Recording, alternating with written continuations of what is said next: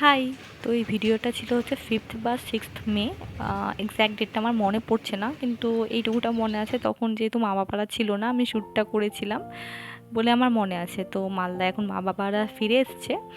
আর সকালবেলা ঘুম থেকে উঠে দেখেছিলাম সেদিন একটা কোজি একটা মর্নিং।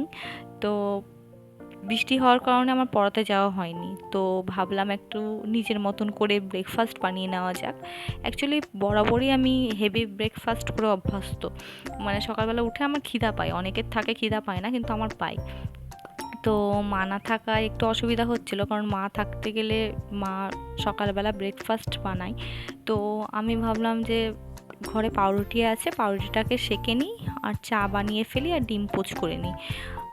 তো যেই ভাবা সেই কাজ করে নিলাম। আর আমাদের ব্যস্ততা লাইফে আমরা এত সকালবেলা উঠে রাশ শুরু হয়ে যায় না, তো আমাদের মনে হয় আমরা নিজেদের মি টাইম দিতেই পারি না।